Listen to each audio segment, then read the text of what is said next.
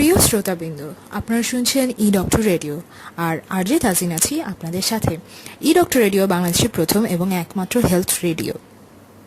নবীন দন্ত চিকিৎসকদের জন্য শিক্ষার দ্বার উন্মোচন করল international academy of dental education for research and training, IADERT। মুখ এবং মুখ গহ্বরের বিভিন্ন রোগ নির্ণয় এবং চিকিৎসায় অত্যন্ত গুরুত্বের সাথে কাজ করে আসছেন এদেশে দন্ত চিকিৎসাবিদগণ। দিনে দিনে এদেশে জনপ্রিয় হয়ে উঠছে oral surgery, root canal, implant, crown bridge, আঁকাবাঁকা দাঁত সোজাকরণ সহ দন্ত চিকিৎসাবিদ্যার বিভিন্ন শাখাসমূহ। এই বিশেষ সেবাসমূহ দক্ষতার সাথে সম্পাদন করার জন্য দক্ষ চিকিৎসকের চাহিদাও বেড়েছে অনেক গুণ, কিন্তু বহির্বিশ্বের তুলনায় তা একেবারেই অপ্রতুল। নবীন দন্ত চিকিৎসক এবং শিক্ষার্থীদের দন্ত চিকিৎসাবিদ্যায় সঠিক দিক নির্দেশনা এবং উন্নত দেশগুলোর মতো সমমানের চিকিৎসা সেবা প্রদানের দক্ষতা অর্জন এবং বৈদেশিক উচ্চতর ডিগ্রি গ্রহণে সহায়তার ব্রত নিয়ে আরম্ভ হল IADERT, অর্থাৎ international academy of dental education for research and training এর পথ চলা। গত 15 মে 2015 শুক্রবার রাজধানীর শ্যামলীতে অবস্থিত ঢাকা সেন্ট্রাল ইন্টারন্যাশনাল মেডিকেল কলেজের হসপিটাল প্রাঙ্গণে অনুষ্ঠিত হয় IADERTর উদ্বোধনী অনুষ্ঠান।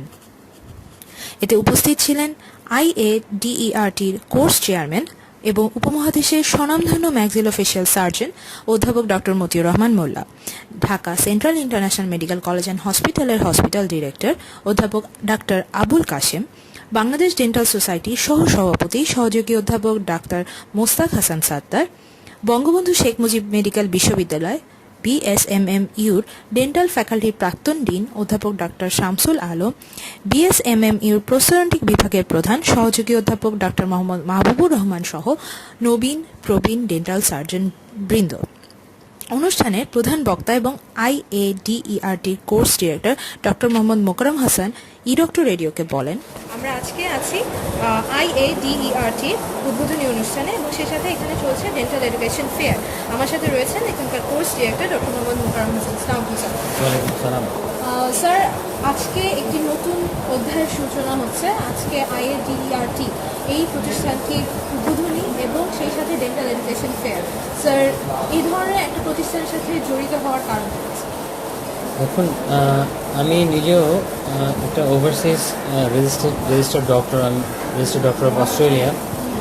তো যখন আমি অস্ট্রেলিয়াতে রেজিস্ট্রেশন নিচ্ছিলাম তখন আমার কাছে মনে হয়েছে যে ইদানিং যে বাংলাদেশে যে যত পরিমাণে ডেন্টিস্ট তৈরি হচ্ছে, এটা একটা ওভারসিজে যাওয়ার জন্য বা ইটস গুড এনাফ।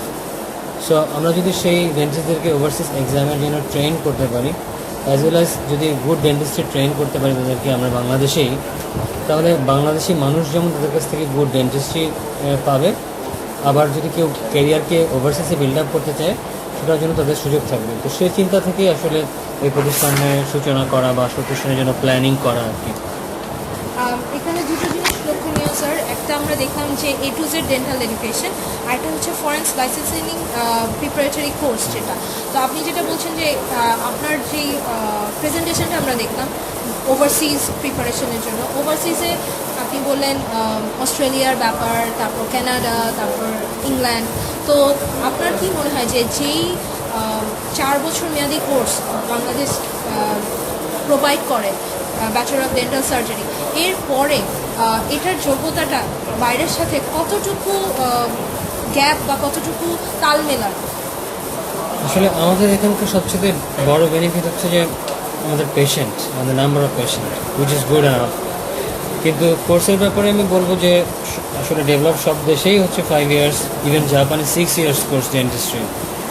তো সেদিক থেকে আমরা একটু পেছানো, বাট স্টিল কোর্স কারিকুলাম যেটা আমাদের আছে it's good enough. And the number of patient, যেহেতু আমরা কাজটা করবো পেশেন্টের উপরে, তো সেই জন্য সেই পেশেন্ট অ্যাকুরেট নলেজ যদি, ক্লিনিক্যাল নলেজ যদি আমরা ভালোভাবে নিতে পারি এখান থেকে, তাহলে সেটা ওভারসিজ এক্সামের জন্য অনেক বড় কাজ করবে বলে আমার মনে হয়। বাট কন্ডিশনটা হচ্ছে যদি আমরা সেটা আইডিয়ালি শিখতে পারি। আপনি জানেন যে ওভারসিজে যে ডেন্টিস্ট্রি করতে হলে সেখানকার যে লিগাল যে প্রবলেম, সেগুলো ইজ ভেরি স্ট্রং, যেটা আমাদের দেশে কম। তো সেই প্রসিডিউরগুলো যদি আমরা শিখে ফেলতে পারি যে গুড ডেন্টিস্ট্রি, তাহলে we can compete with others. যারা ওভারসিজের ব্যাপারে ইন্টারেস্টেড না কিন্তু বাংলাদেশে একটি মানসম্মত ডেন্টাল চিকিৎসা প্রদানে আগ্রহী, তাদের জন্য এটা কতটুকু হেল্পফুল? আসলে সত্যি কথা বলতে যে সবাই যে ওভারসিজে যাবে বা সবাইকে যেতে হবে আমি সেটা মনে করি না, সেটা প্রয়োজনও নয়। ইন্টারেস্টেড যারা তারা যাবে, বাট আমরা যেহেতু এখানে শেখাচ্ছি হচ্ছে আইডিয়াল ডেন্টিস্ট্রি, সো যদি আমি এখানেও থাকি, আমি এখানে থেকে যদি আমার বাংলাদেশি পপুলেশনকে আমি গুড সার্ভিস দিতে পারি, আইডিয়াল সার্ভিস দিতে পারি, সেটা তো আমার responsibility. That is good enough যে আমি I will be happy, more than happy যে আমি আমার পেশেন্টকে গুড সার্ভিস দিতে পারছি, অ্যাডভান্স সার্ভিস দিতে পারছি, ওয়ার্ল্ড ক্লাস সার্ভিস দিতে পারছি। তো সেটাও আমি মনে করি যেটা অনেক বড় পাওয়া হবে ডেন্টিস্টদের জন্য। আরেকটি বিষয় আমরা দেখলাম যে এখানকার এক্সিকিউটিভ ডিরেক্টর ডক্টর মাহফুজুল ইসলাম, উনি বললেন যে প্রথমবারের মতো মানিকেন সেট নিয়ে এসে এখানে ট্রেনিংয়ের ব্যবস্থা করা হচ্ছে। তো স্যার, কোর্স কারিকুলাম এবং কোর্সে যারা আছেন তাদের ব্যাপারে যদি কিছু বলতেন। হ্যাঁ, দেখুন যে বাইরের দেশে যত সব প্র্যাকটিস সেশনগুলি হয়, প্রথমে সবাইকে ম্যানিকিনের উপরে কাজ করতে হয়, কারণ ম্যানিকিনের উপরে কাজ করলে আমাদের তো পেশেন্ট সাফার হওয়ার কোনো পসিবিলিটি নাই। ম্যানিকিনকে যখন আমরা যারা ইনস্ট্রাক্টর আছে, আপনি জানেন যেখানে যারা আমরা যে কোর্স মানে ফ্যাকাল্টি মেম্বার আছি তারা সবাই উইথ গুড রেপুটেশন। এখানে প্রফেসর মতিউর রহমান মোল্লা, এখানে IPGM-এর প্রস্টোরন্টিক্সের প্রফেসর মুকুল, এখানে আছেন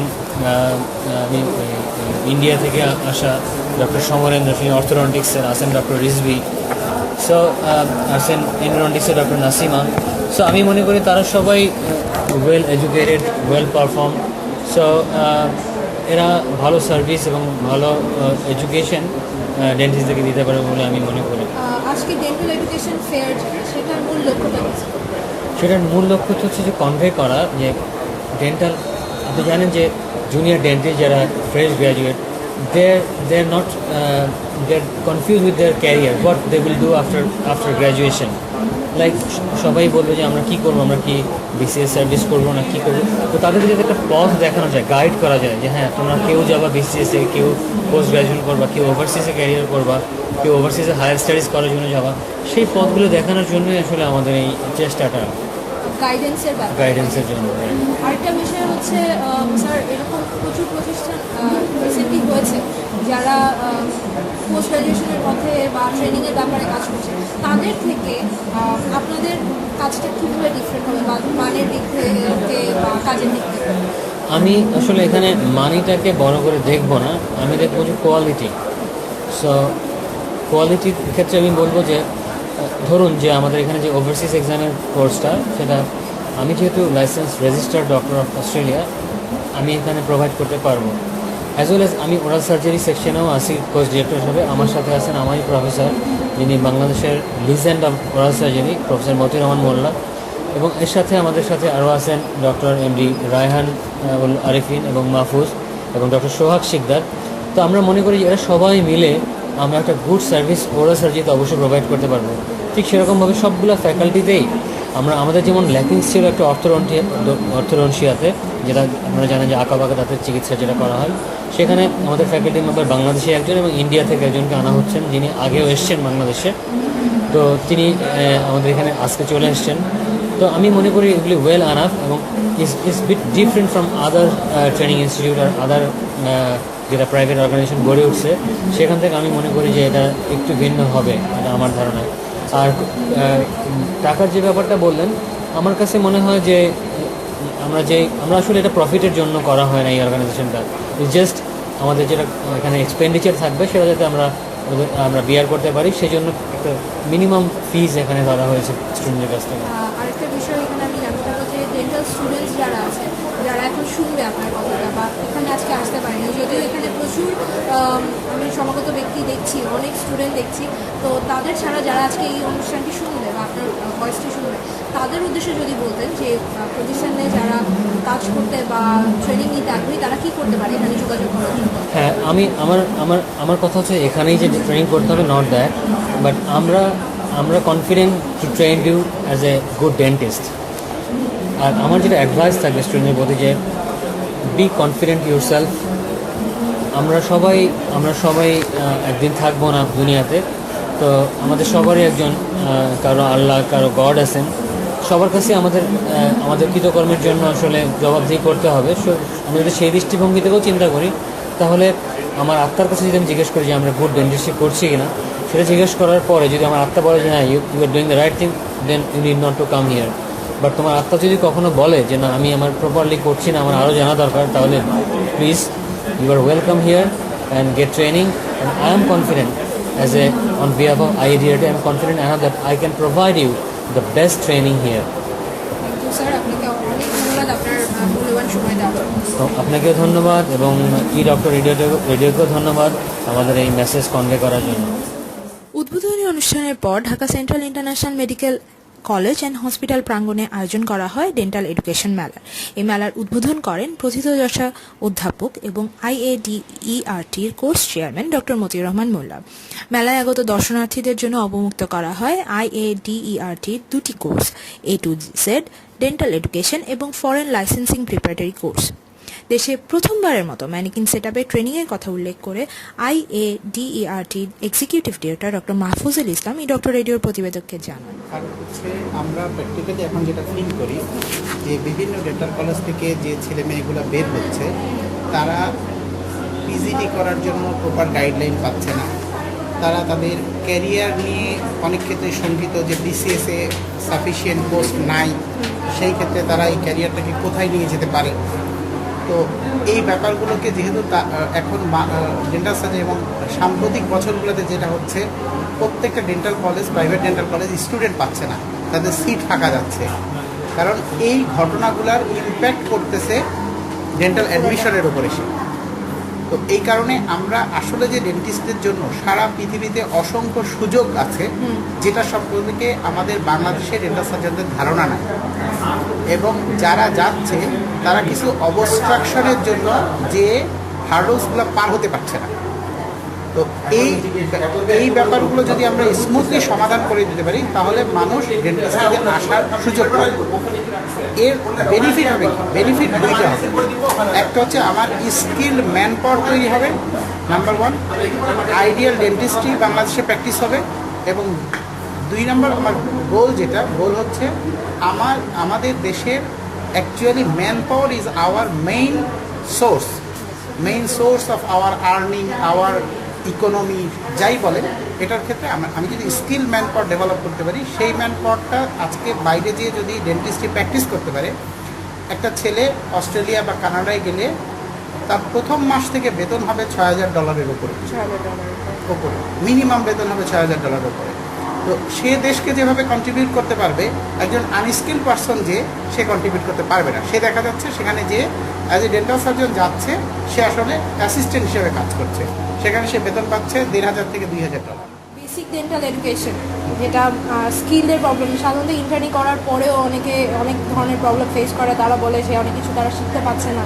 তো তাদের জন্য এখানে আমি দেখলাম A to Z dental education. এটার ব্যাপারে একটু বলেন। স্যারকে দেখলাম মতিউর রহমান মোল্লা স্যার অলরেডি অনেক কিছু বলছেন। A to Z dental education যেমন আমরা এটাকে 4টা ভাগে ভাগ করছি: oral surgery, prosthodontics, conservative, orthodontia. Oral surgery ধরেন একজন ইয়াং ডেন্টাল সার্জন, সে আজকে একটা এক্সট্রাকশন করতে গেছে, হঠাৎ করে তার টুথটা ভেঙে গেছে, এখন সে আর কোনো রাস্তা পাচ্ছে না, প্রবলেম ফেস করছে। এবং এই প্রবলেমটা তাকে কেউ শেখাচ্ছেও না, কারণ সে এখন ডাক্তার হয়ে গেছে, সে কারোর কাছে যেতেও পারছে না শেখার জন্য। তাহলে এই জিনিসটা তো শেখার জন্য কোনো একটা প্ল্যাটফর্ম থাকতে হবে। তাকে এসে তার মনের কথাটা বলতে হবে যে আমি প্র্যাকটিসে এসে এই প্রবলেমটা ফেস করছি। কিংবা সে হয়তো একটা ব্লিডিং কন্ট্রোল করতে পারে না, আরেক জায়গায় রেফার করছে। এরকম এমব্রেসিং সিচুয়েশন তার জন্য যেটা হবে টোটালি প্র্যাকটিস ওরিয়েন্টেড। যেমন এন্ডোডন্টিক্স একটা নতুন ছেলে এসে আসছে, সে হয়তো রিসেন্ট টেকনোলজি আসছে, পরে আসছে, যেটা তার বাইরে নতুন আর কিছু সে শিখতে পারছে না। তো এই ধরনের প্রোস্টোডন্সিয়ায় একটা ছেলে একটা ব্রিজ বা ক্যাপের ট্রায়াল দিবে, সে হয়তো জানে যে দেখা যাচ্ছে আমাদের দেশের ফ্যাক্ট হচ্ছে এটা, প্রত্যেকটা অনেক ডেন্টাল সার্জনের চেম্বার আছে যেখানে ল্যাবের লোক আসলে কাজ করে, যারা বেসিক্যালি কোনো ট্রেন না, যাদের কোনো আইনগত বৈধতাও নাই কাজ করার, তাদেরকে, যার ফলে হচ্ছে কি কাজটা আপ টু দ্য মার্ক হচ্ছে না। কিন্তু এই কাজগুলো কোনো ডেন্টাল কলেজে ক্যাপ, ব্রিজ এই কাজগুলো করানো হয় না, অথচ চেম্বার প্র্যাকটিক্যাল লাইফে এসে 90% হচ্ছে এইটা। তো এই জন্য এইগুলো step by step hands on training, life surgery, এগুলো প্রত্যেকটা অ্যারেঞ্জমেন্ট আমরা দিতে চাই। এবং এটা আসলে পৃথিবীর সব দেশেই এটা আছে ডেন্টিস্ট্রির ক্ষেত্রে, যে যেমন ইন্ডিয়ায় 350-এর উপরে এই ধরনের ইনস্টিটিউশন আছে। অথচ বাংলাদেশের সব মিলিয়ে 2 থেকে 3টার উপরে পাওয়া যাবে না। গেলেও তারা আছে কোনো একটা সিঙ্গেল সাবজেক্ট ফোকাস, সবগুলোকে একত্রিত করা নেই।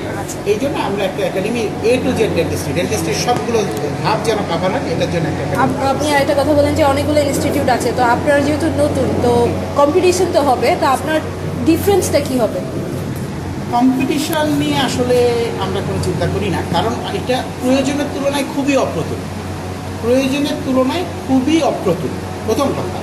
দ্বিতীয় কথা হচ্ছে, এর জন্য বাইরের প্রতিষ্ঠানগুলোতে যে সেট আপ আছে, বাংলাদেশে যে প্রতিষ্ঠানগুলো আছে তাদের কারোর সেই সেট আপ নেই। আমি সেই সেট আপটা নিয়ে আসছি।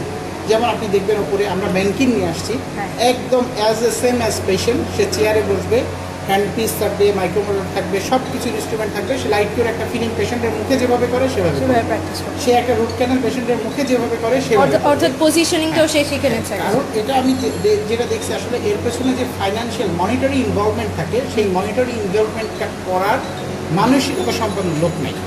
কিন্তু আমরা যখন আমাদের মেডিকেল কলেজের চেয়ারম্যান সাহেবকে এটা বললাম, তো উনি এটাকে খুব আন্তরিকতার সাথে নিলেন এবং উনি বড় অ্যামাউন্ট একটা বাজেটের জন্য দিলেন। উনি প্রায় 30 লক্ষ টাকা এই সেন্টারটা বিল্ড আপ করার জন্য দিয়েছে, যে এই ধরনের জিনিসপাতিগুলো আপনারা নিয়ে আসেন এবং এটাকে ফুল প্লেজেড সেন্টার বানান। ওনার এই উদার মানসিকতার কারণেই এটা অন্য সেন্টার থেকে আলাদা হয়ে যায়। আরেকটি বিষয় যে আজকে প্রথম দিন হিসেবে আপনারা কীরকম সাড়া পাচ্ছেন? প্রথম দিন হিসেবে আসলে আমাদের টার্গেট ছিল আমরা 150 জন রেজিস্ট্রেশন করাবো, 150 জন। তো স্টিল নাও 163 রেজিস্ট্রেশন হয়ে গেছে এবং যেখানে আমরা বাধ্য হয়ে রেজিস্ট্রেশন ক্লোজ করে দিতে হয়েছে। আচ্ছা, তার মানে বেশ ভালোই সাড়া পাচ্ছেন। আচ্ছা, আর আমাদের ডেন্টাল সোসাইটি অথবা ডেন্টাল রিলেটেড যেসব ব্যক্তিবর্গ রয়েছেন তাদের মধ্যে আপনারা অনেককেই দেখলাম, আমরা শামসুল আলম স্যারকে দেখলাম, পিনু স্যারকে দেখলাম, তো সবার কাছ থেকে আপনাদের আশাটা কীরকম? আসলে আসার চেয়ে বড় জিনিস হচ্ছে যে আমরা সময় স্বল্পতার জন্য সবাইকে কাভার করতে পারি নাই। মাত্র যেহেতু আমরা 7 দিনের মধ্যে আমাদের টোটাল প্রোগ্রামটা অ্যারেঞ্জ করতে হয়েছে, এই জন্য আমরা আমাদের সামনে রোজা চলে আসতেছে, এই সব কিছু চিন্তা করে আমরা আমাদের শ্রদ্ধেয় অনেক শিক্ষককে ইনভাইট করতে পারি নাই বা দাওয়াতটা পৌঁছাতে পারি নাই। এই জন্যে আমরা তাদের কাছে আন্তরিকভাবে ক্ষমাপ্রার্থী। আর যেটা হচ্ছে যে ভবিষ্যতে আমরা এটাকে তাদেরকে মানে ইনক্লুড করার জন্য যা যা ব্যবস্থা করার আমরা করবো ইনশাআল্লাহ। অনুষ্ঠানে আগত অতিথিবৃন্দ মেলার স্টলগুলো ঘুরে দেখেন এবং সেই সাথে নবীন দন্ত চিকিৎসকদের জন্য শিক্ষার দ্বার উন্মোচনের কারণে international academy of dental education for research and training IADRT ভূয়সী প্রশংসা করেন। সেই সাথে তারা এই সংস্থাটির আশু সাফল্য কামনা করেন। আপনারা শুনছেন ডক্টর রেডিও, বাংলাদেশের প্রথম এবং একমাত্র হেলথ রেডিও, এবং RJ তাজিন ছিলাম এতক্ষণ আপনাদেরকে নিয়ে এই বিশেষ নিউজ প্রোগ্রামটিতে। আবারও শুনবেন আমাদেরকে www.edoctorradio.com-এ। সেই পর্যন্ত ভালো থাকুন, সুস্থ থাকুন।